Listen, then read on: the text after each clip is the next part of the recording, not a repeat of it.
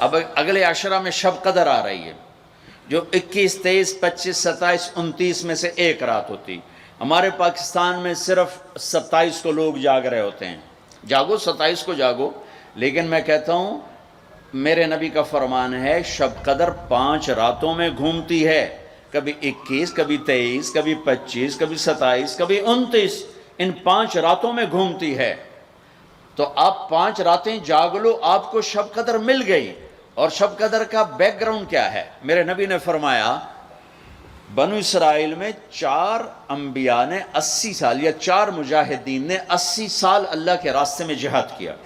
تو صحابہ کہنے لگے یا رسول اللہ ہماری تو عمریں بھی 80 سال نہیں ہوتی، تو ہم ان کے برابر کیسے ہوں گے؟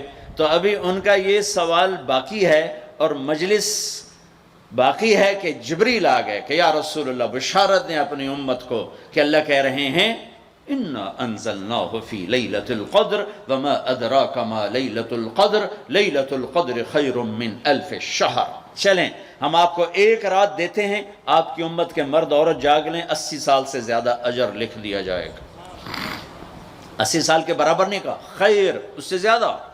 تو آپ سب یہ جتنے میری بات سن رہے ہو میڈیا کے ذریعے سے جا رہی، یہ 5 راتیں ضرور جاگ لیں۔ چھوٹی چھوٹی راتیں ہیں، تراویح سے فارغ ہوں تو 3-4 گھنٹے کی رات باقی رہ جاتی ہے، کچھ نفل پڑھ لو، کچھ قرآن پڑھ لو، کچھ دعا مانگ لو، کچھ ذکر کر لو، اور لوگوں کو معاف کر دو۔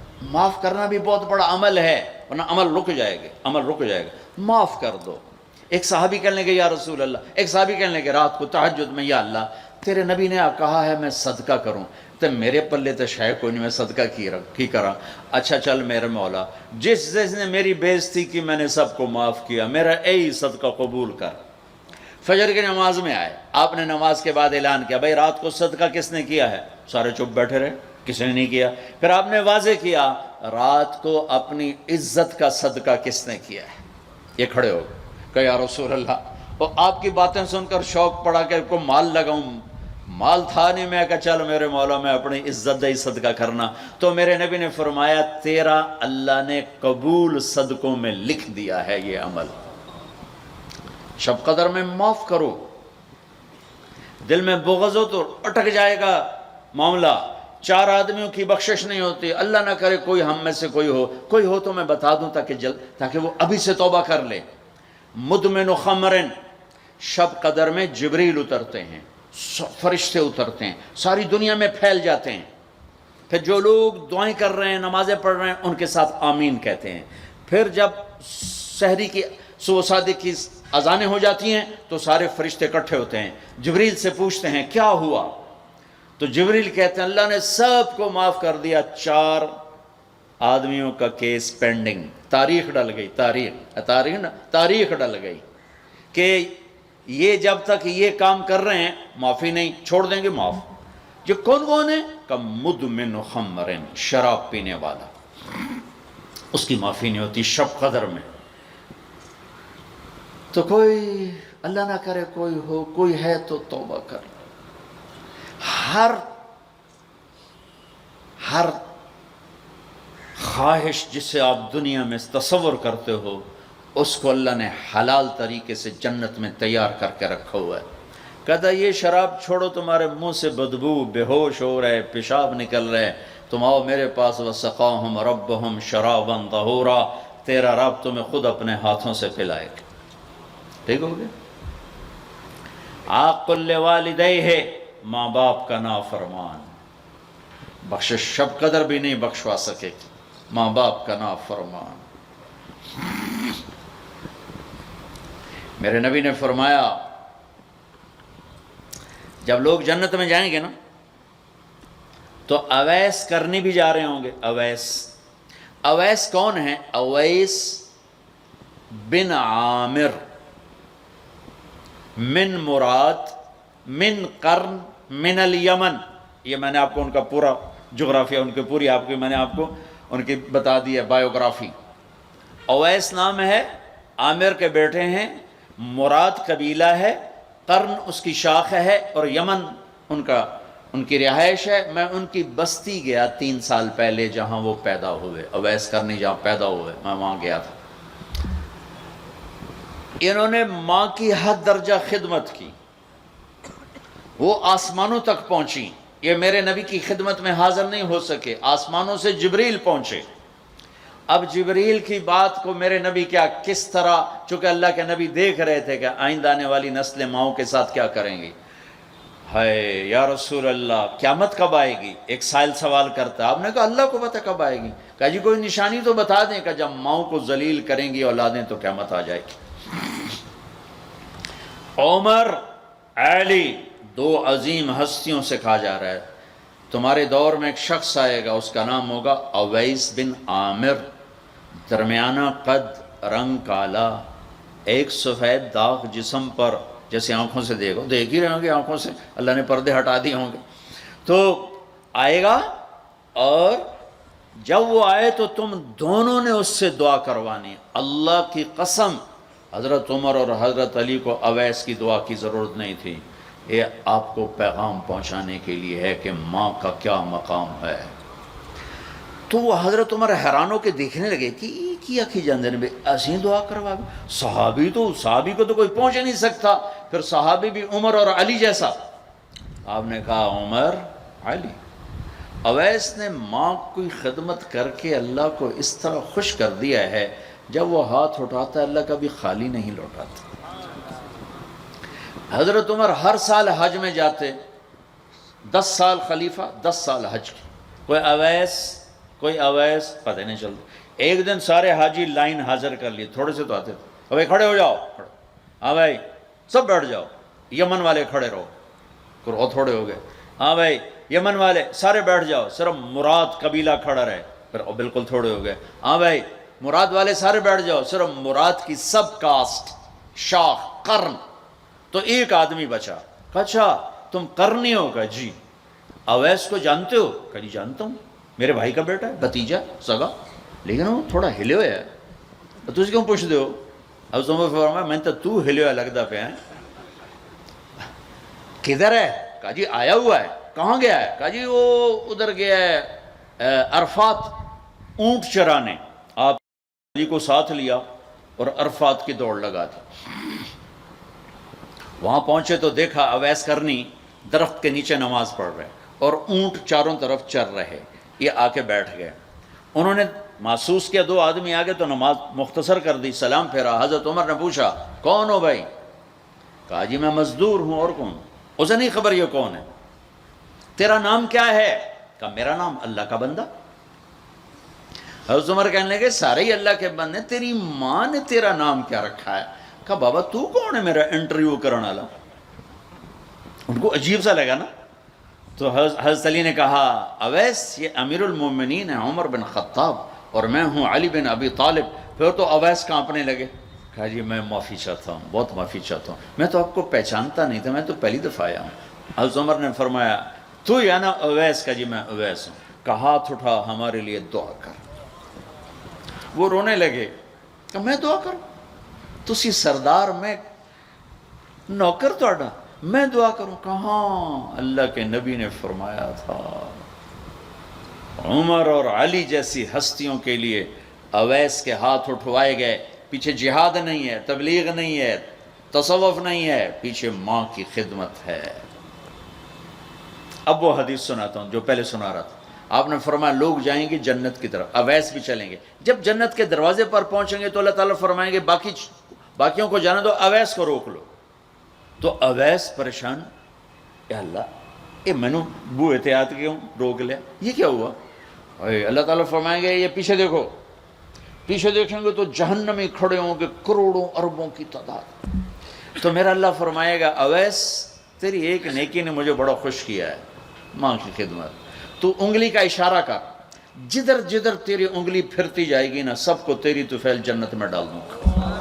ہوئی ہوئی ہوئی ہوئی، یہ وہ ماں ہے جو کراچی کے ہر گھر میں ذلیل ہو رہی ہے، اور پنجاب کے ہر گھر میں، سندھ بلوچستان، کوئی نصیبوں والی مائیں ہیں جن کو آنکھوں کی ٹھنڈک اولاد ملی ہے، ورنہ زہریلے سانپ ہیں۔ ابھی میں رائے گنج میں تھا تو ایک خاتون کا خط آیا اسلام آباد سے، لگتا تھا اس نے آنسوں سے لکھا تھا خط کہ مجھے میرے بیٹوں سے بچاؤ، مجھے میرے بیٹوں سے بچاؤ، یہ تباہ ہو جائیں، یہ غارت ہو جائیں۔ ماں یہ کہہ رہی ہو تو کہاں تک انہوں نے ماں کو پہنچا دیا؟ ماں کا نافرمان، شراب پینے والا ماں کا نافرمان. بھائی کوئی ہے توبہ کر لے. ماں باپ دونوں، والدین دونوں. تیسرا رشتہ داروں سے لڑنے والا، بہنوں سے لڑا ہوا، بھائیوں سے لڑا ہوا، چاچوں سے لڑا ہوا، ماموں سے لڑا ہوا، بیوی سے لڑا ہوا، بیوی خاوند سے لڑی ہوئی. جہاں رشتوں میں لڑائی ڈالنے والا ہے، جو عورت ہے یا مرد ہے، رشتوں میں لڑائی ڈالنے والا پینڈنگ ہو جائے گا، نہیں معاف ہوگا. کہ تو میرے بندوں کو معاف نہیں کرتا، مجھ سے معافی مانگتا. بھائی بہنوں، کوئی کسی سے لڑا ہوا ہے تو اللہ کے واسطے رمضان کی محنت ضائع ہو جائے، شب قدر کا جاگنا ضائع ہو جائے، اس سے بہتر یہ ہے کہ ہم صلح کر دیں، معافی مانگ لیں، معاف کر دیں، سینے سے لگا لیں، درگزر کریں. میرے اللہ کو آپس کی نفرت. دیکھو، چوری ڈاکہ بڑے گناہ ہیں اور معاشرے میں انتہائی ذلیل سمجھے جاتے ہیں. اس سے زیادہ اللہ کی نظر میں انسان گرتا ہے جب اپنے دل میں بغض پالتا اور نفرت پالتا. کسی کو حقیر جاننا، کسی کو تانے دینا، کسی کو گولیاں مارنا. اس لیے میں گزارش کرتا ہوں آپس کے بغض ختم کرو، خاص طور پر خونی رشتوں کے بغض ختم کر کے گلے لگو. معاف. خاوند اور بیوی، ان کی آپس کی لڑائی سارے خاندان کو تباہ کر دیتی. اور ہمارا سارا اس وقت خاندانی نظام ٹوٹا ہوا ہے، غصے بڑھے ہوئے ہیں، ہماری غذائیں گندی ہیں، غذا کا اثر پڑتا ہے. سموسے، پکوڑے، فاسٹ فوڈ. دیکھو یہ میں نے سانس لیا، پھر باہر نکالا، میں نے اندر کس کو لیا؟ آکسیجن. باہر کسے نکالا؟ کاربن ڈائی آکسائڈ. جب کاربن ڈائی آکسائڈ نہ نکلے تو آدمی مر جاتا ہے. کاربن ڈائی آکسائڈ رک جائے تو آدمی مر جاتا ہے. یہ جتنے کولڈ ڈرنکس ہیں سب میں کاربن ڈائی آکسائڈ ہے جو آپ خود اپنے اندر لے جا رہے ہیں. تو مزاجوں میں غصہ بڑھ رہا ہے، تیزابیت بڑھ رہی ہے. پھر جتنی فاسٹ فوڈز ہیں یہ سب مزاج گندا کر رہی ہیں. مزاج. اللہ کے واسطے چسکوں کے پیچھے نہ پڑو، نیچرل غذاؤں پہ آؤ. میرا اللہ نے کہا والتین والزیتون، مجھے قسم ہے زیتون کی اور انجیر کی. کتنا خوبصورت اور مفید پھلوں کی قسم اٹھائی اللہ تعالیٰ نے. اللہ نہیں کہہ سکتا تھا مجھے جلیبیوں کی قسم اور مجھے سموسے کی قسم، مجھے پکوڑے کی قسم، چنیوٹیاں دے کنے دی قسم. سارے جہان دے میدے برباد کر دیتے کنے کھوا. اللہ نے کتنی اچھی خوبصورت غذاؤں کی قسم اٹھائی ہے. اپنی غذائیں ٹھیک کرو، پھر اپنے رشتوں کو ٹھیک کرو، اپنی حدود قائم کرو. ساس سسر نے خاوند اور بیوی کو برباد کیا ہوا ہے، اور خاوند بیوی نے کہیں خود اپنی نادانی سے ایک دوسرے کو برباد کیا ہوا ہے. کہیں ماں باپ نے مل کر تربیت کے نام پر اولاد کو برباد کیا ہوا ہے. ماں باپ ہونے کا غلط فائدہ نہ اٹھاؤ. اپنی اولاد پہ اتنا جبر نہ کرو کہ وہ باغی ہو جائیں، اور تربیت کے نام پر ان پر سختی کرنے سے ریاکشن آئے گا. اپنے نبی کی سیرت پڑھو. یہ لمبا مضمون ہے، اب بیان کرنے میں صرف اشارے دے رہا ہوں کہ رشتے محبت سے قائم رہتے ہیں، رشتے محبت سے قائم ہوتے ہیں. اللہ کا فضل ہے، میں نے اللہ کے نبی کی زندگی کو پڑھا ہے، شوق سے پڑھا ہے. آپ کے گھر کو پڑھا ہے، آپ کے گھرانے کو پڑھا ہے، اہل البیت کو پڑھا ہے. لیکن میرا دعویٰ نہیں کہ میں نے سب کچھ پڑھا ہے سب کچھ نہیں. جتنا میں نے پڑھا ہے کسی ایک جگہ میں نے نہیں دیکھا میرے نبی نے حسن حسین کو ڈانٹا ہو، یا ان کو بٹھا کے نصیحت، بچوں یہ نہیں کرنا، یہ کرنا ہے، یہ نہیں کرنا، یہ کرنا. پیار دیا. آج کا ماں باپ کیا کرتا ہے؟ 3 سال کا بچہ اسکول پھینک دیتے ہیں اور بچے کے دل میں اپنی نفرت پہلے دن سے بٹھا دیتے ہیں. 3 سال کے بچے کو اسکول نہیں چاہیے، ماں کی گود چاہیے. اور آج کی ماں یہ قربانی کرنے کے لیے تیار نہیں. وہ گھر میں بھی ہو تو اس کو ٹائم نہیں دیتے. انہوں کارٹون تے باہر چھڑ دی، وہ کارٹون ویکھ انہوں اماں بھی کارٹون نظر آمدی، انہوں ابا بھی کارٹون نظر آمدا، انہوں ہر شے کارٹون نظر آمدی. یہ ماں باپ کا ظلم ہے اولاد کو کارٹونوں پہ بٹھانا. وہ ٹائم ہی نہیں دینے کے لیے تیار. رشتوں کو محبت سے زندہ کرو. چوتھا کون ہے؟ کینہ رکھنے والا. کینہ کسے کہتے ہیں؟ کینہ ایک ہے بغض، ایک ہے کینہ. بغض کیا ہے؟ کہ مجھے سہیل بھائی سے نفرت ہے، اس کو کہتے ہیں بغض. کینہ کیا ہے؟ کہ میں ان کو نقصان پہنچانا چاہتا ہوں. اب اس کو کہتے ہیں کینہ. ہمارے پنجاب میں کہتے ہیں کہ میری داڑے اٹھا جاوے مڑ ویکھیا جے میں کی کرنا. یہ ہمارے پنجاب کا محاورہ ہے. ایک باری میرا ہاتھ پون دے پھٹے منہ تہاڈی داڑ دا.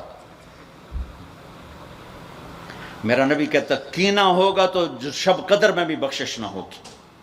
تو میرے بھائی بہنوں، کسی کو نقصان پہنچانا، کسی کا بغض، رشتہ داروں سے قطع تعلق، ماں باپ کی نافرمانی، شراب کا پینا، یہ شب قدر کو بھی بے قیمت کر دیں گے.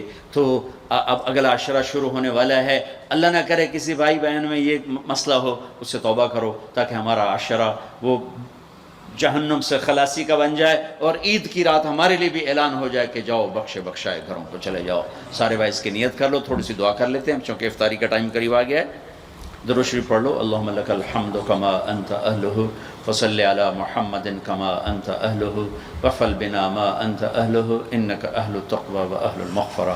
اے میرے رب، یہ سب روزہ رکھنے والے مرد عورت تیری بارگاہ میں جمع ہیں، اور ہمارا میزبان بھی ایک سخی آدمی ہے، تجھے سخی سے پیار ہے.